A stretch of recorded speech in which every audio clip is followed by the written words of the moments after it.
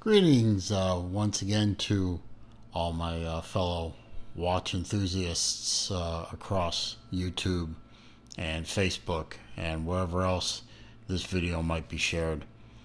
It's Celine Driver again. I just wanted to do another unboxing video.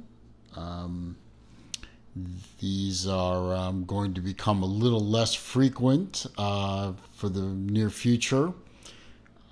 As I work on redoing my collection and thinning out the herd before I add back.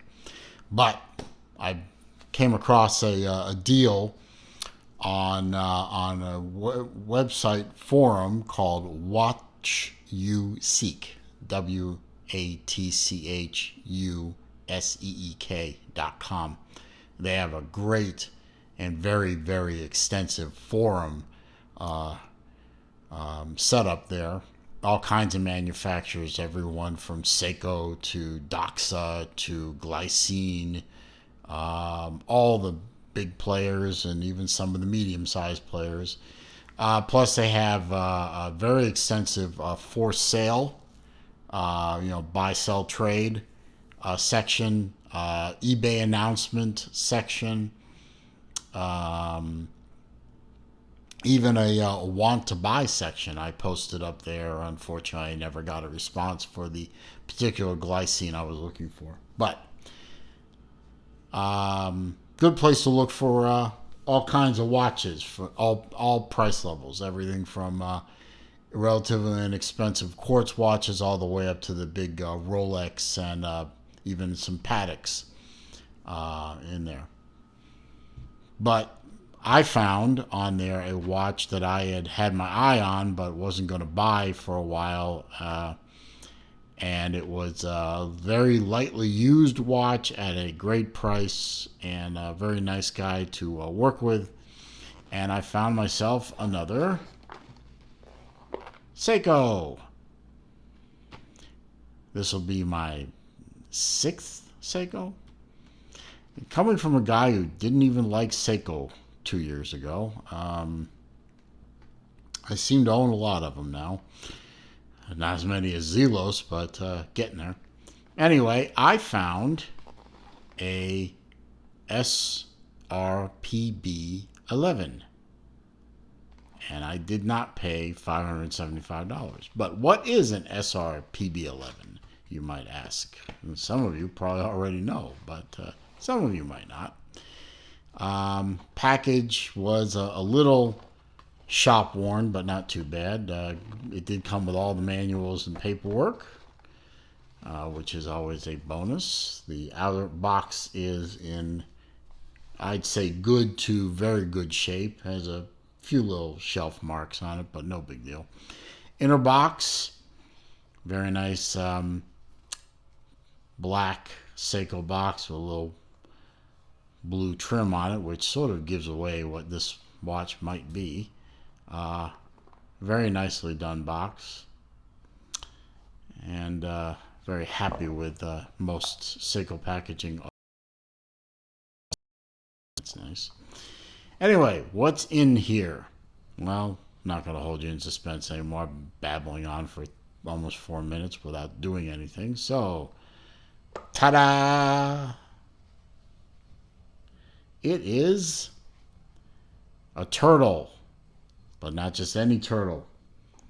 It's a Blue Lagoon turtle, complete with its Prospex hang tag with the SRPB11, 200-meter dive watch, automatic hardlex, crystal, screwback case, Lumibrite hands and markers, unidirectional rotating bezel, screw down crown with a 4R36 windable, hackable workhorse movement. And as you saw, you may have seen the extra link that fell out with no pin. Oh well.